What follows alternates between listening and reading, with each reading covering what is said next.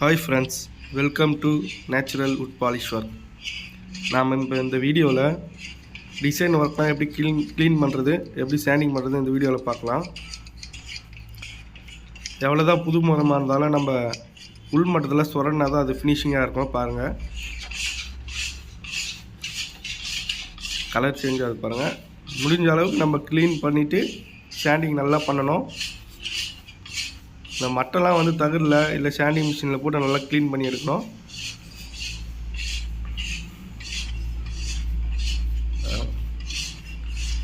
இந்த மாதிரி சின்ன சின்ன டூல்ஸ் வச்சு தான் நம்ம வந்து அந்த டிசைன் காவிங் டிசைனின் உள்ளே வந்து க்ளீன் பண்ணுவோம்.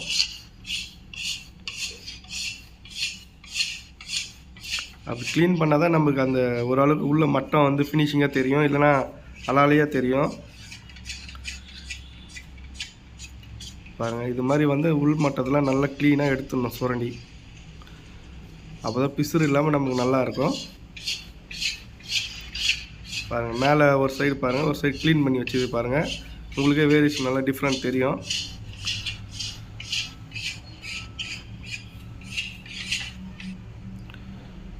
முடிஞ்ச அளவுக்கு மட்டெல்லாம் எல்லாத்தையும் சுரண்டி க்ளீன் பண்ணி எடுத்துகிட்ட பிறகு ரோல் பேப்பர் 100 இல்லை 120. எப்பவுமே டிசைன் மேலெலாம் சுரண்டக்கூடாது, டிசைன் உடஞ்சிரும். முடிஞ்ச அளவுக்கு ரோல் எம்மரி வச்சு தேய்க்கணும். அதுவும் ஸ்லோவாக பொறுமையாக அந்தளவுக்கு பொறுமையாக தேய்க்கிறோமோ அந்தளவுக்கு டிசைனில் தேய்க்கணும். ஏன்னா ஷேப்லாம் வந்து மாறிடும். முடிஞ்ச அளவுக்கு பொறுமையாக தேய்ச்சி எடுக்கணும்.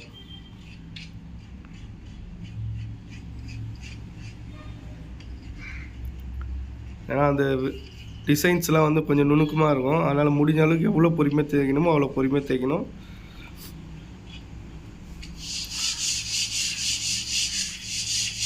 இந்த ஒர்க்கை பொறுத்தவரை, பியூ ஒர்க் பொறுத்தவரை நம்ம எவ்வளோ சுரண்டி எவ்வளோ க்ளீனாக தேய்க்கிறோமோ அந்த அளவுக்கு தான் நம்மளுக்கு ஃபினிஷிங் வரும், மட்டமாகவும் இருக்கும்.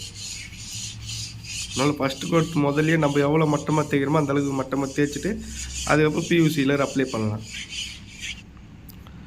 நல்லா க்ளீன் பண்ணி எடுத்தாச்சு. எடுத்துகிட்டு இது மாதிரி வந்து ஃபஸ்ட் கோட் வந்து மிஷின்லேயும் அப்ளை பண்ணலாம், ப்ரஷ்லேயும் அப்ளை பண்ணலாம். இது மாதிரி அடிக்கும்போது நம்ம 2 டைம்ஸ் அடிங்க. அப்போ தான் ஒரு கோட்டோட போயிட்டிங்கன்னா மெட்டீரியல் அந்தளவுக்கு ஏறாது. ஆனால் முடிஞ்ச அளவுக்கு 2 கோட் அடிக்கிற மாதிரி பாருங்கள். 2 கோட்னா எப்படி சொல்கிறேன்னா 2 ரவுண்டு. இந்த பியூ மிக்சிங் வீடியோலாம் நம்ம சேனலில் நிறைய இருக்குது, பாருங்கள் உள்ளே போய்.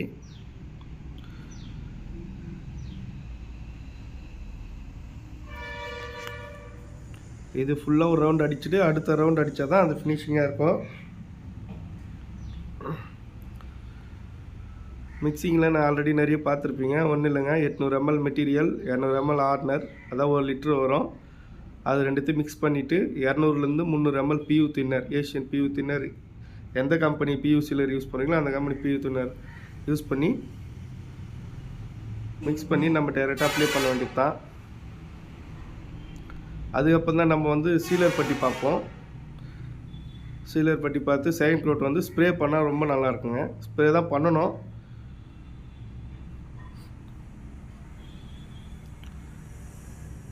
செகண்ட் கோட் ஸ்ப்ரே பண்ணும்போது நமக்கு அந்த ஃபினிஷிங்காக இருக்கும். செகண்ட் கோட் எப்படி ஸ்ப்ரே பண்ணுறது நம்ம அடுத்த வீடியோவில் பார்க்கலாம்.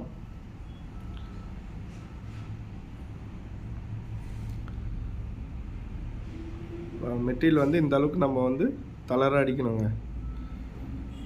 2 ரவுண்ட் அடிக்கணும். அது மாதிரி அடிச்சுட்டு ஆற விட்டுட்டு தேய்ச்சிட்டு செகண்ட் கோட் வந்து ஸ்ப்ரே பண்ணால் தான் ஃபினிஷிங்காக இருக்கும்.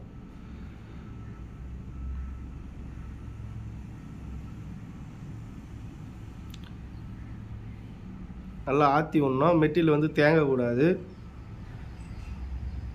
தளரை வச்சு அடிக்கிறது மேட்டரில் தேங்காமல் அடிக்கணும். Okay friends, thank you.